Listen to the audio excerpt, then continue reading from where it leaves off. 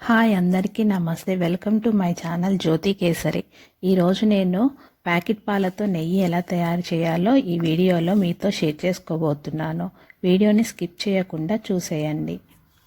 మనము ఆవు పాలు లేదా బర్రె పాలతోనే కాకుండా ప్యాకెట్ పాలతో కూడా మంచి రుచిగా ఉండి సువాసన కలిగే నెయ్యిని ఎంతో ఈజీగా తయారు చేసుకోవచ్చు.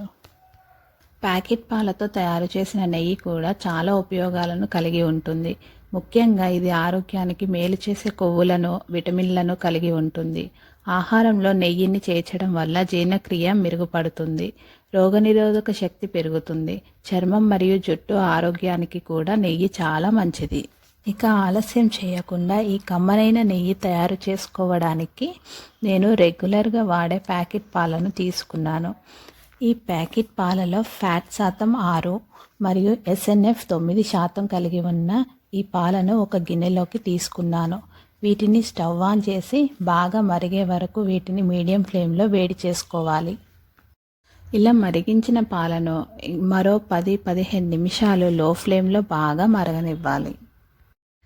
ఇలా బాగా మరిగిన పాలను స్టవ్ ఆఫ్ చేసుకుని అవి గోరువెచ్చగా అయ్యే వరకు పక్కకు పెట్టుకోవాలి. ఇలా గోరువెచ్చగా అయిన పాలలో 1 టీ స్పూన్ కమ్మని పెరుగు వేసి మూత పెట్టుకుని 6-7 గంటలు వాటిని కదపకుండా పక్కకు పెట్టుకోవాలి. ఇలా 6-7 గంటలు పక్కకు పెట్టిన పాలు పెరుగుగా మారుతుంది. ఇప్పుడు ఈ పెరుగును 5-6 గంటలు ఫ్రిడ్జ్లో పెట్టుకోవాలి. ఇలా 5-6 గంటల తర్వాత ఫ్రిడ్జ్ నుంచి తీసుకుని పైన ఉన్న మీగడను ఒక గిన్నెలోకి సపరేట్ చేసుకోవాలి. ఇలా పెరుగును ఫ్రిడ్జ్లో పెట్టడం వలన పెరుగులోని పై మీగడ గట్టిగా మారి స్పూన్తో తీయడానికి ఈజీగా ఉంటుంది. ఇలా గిన్నెలోకి తీసుకున్న మీగడను మూత పెట్టి డీప్ ఫ్రిడ్జ్లో పెట్టుకోవాలి. ఇలా డీప్ ఫ్రిడ్జ్లో పెట్టడం వలన ఎన్ని రోజులైనా పాడవకుండా, కలర్ చేంజ్ అవ్వకుండా తెల్లగా ఉంటుంది. ఇలా 15-20 రోజులు బాక్స్లోకి తీసుకున్న మీగళ్లను మనం వెన్న తీయడానికి 1 రోజు ముందు డీప్ ఫ్రిడ్జ్ నుండి బయటకు తీసి పెట్టుకోవాలి. అంటే మనం రాత్రి ఈ మీగడ బాక్స్ను బయట పెట్టుకుంటే తర్వాత రోజు ఉదయం వెన్న తీయడానికి ఉపయోగపడుతుంది. ఇలా బయటకు తీసిన మీగళ్ళన్నిటినీ ఒక పెద్ద గిన్నెలో వేసుకుని గిన్నెకు 3 వంతులు వచ్చే వరకు వాటర్ని వేసుకోవాలి. ఇక్కడ మీగడలో ఇంకా చల్లగా ఉన్నట్లయితే వేడి నీటిని వేసుకోవాలి. ఇలా నీటిని వేసుకున్న తర్వాత ఏదైనా ఒక కవ్వం సహాయంతో దీనిని బాగా తిప్పుకోవాలి. ఇలా తిప్పుతున్న సమయంలో మీగల నుండి వెన్న రావడానికి దాదాపు 30-40 నిమిషాల సమయం పడుతుంది. మీకు సమయం లేకపోతే దీనిని మిక్సీ జార్లో కూడా వేసి వెన్నను తీసుకోవచ్చు. ఇలా కొంత సమయానికి వెన్న రావడం మొదలవుతుంది. నాకు దాదాపుగా 30 నిమిషాలు పట్టింది. ఇలా తయారైన వెన్నను అలాగే 3-4 గంటలు ఫ్రిడ్జ్లో పెట్టుకోవాలి. ఇలా వెన్నను ఫ్రిడ్జ్లో పెట్టడం వలన వెన్న ఇక్కడ చూపిస్తున్న విధంగా సపరేట్ చేయడానికి వీలుగా గట్టిపడి పూసలు పూసలుగా ఉంటుంది. ఇప్పుడు దీనిని ఒక చిల్లుల గరిటెతో కానీ లేదా ఒక స్టైనర్ సహాయంతో కానీ బాగా చల్లగా ఉన్న వాటర్లోకి వేసుకుని 2 సార్లు క్లీన్ చేసుకోవాలి. ఇక్కడ ఫ్రిడ్జ్లోంచి తీసిన చల్లని వాటర్తోనే క్లీన్ చేయాలి, లేకపోతే వెన్న కరిగిపోతుంది.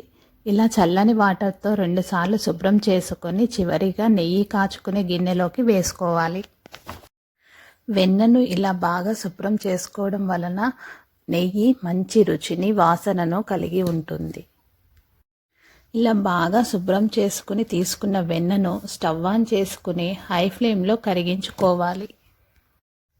ఇలా వెన్నను 10-15 నిమిషాల్లో హై ఫ్లేమ్లో కరిగించుకున్న తర్వాత మంటను మీడియం ఫ్లేమ్లోకి మార్చి 15-20 నిమిషాలు వెన్నను మరగనివ్వాలి.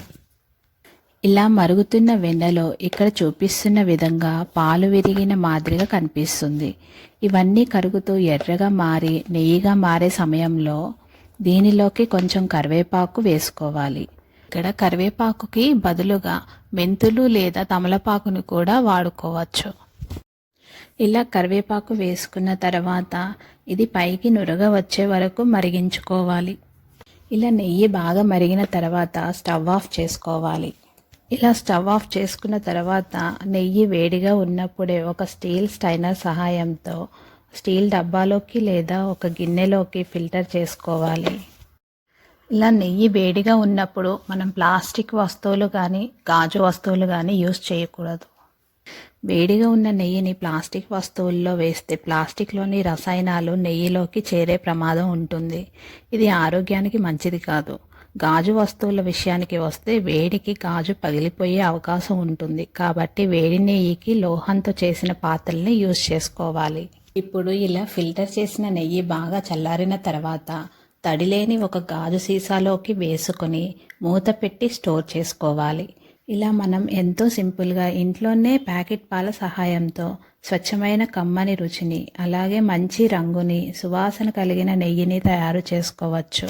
మరైతే మన ఛానల్ని కొత్తగా చూస్తున్న వారు వెంటనే సబ్స్క్రైబ్ చేయడం మర్చిపోవద్దు.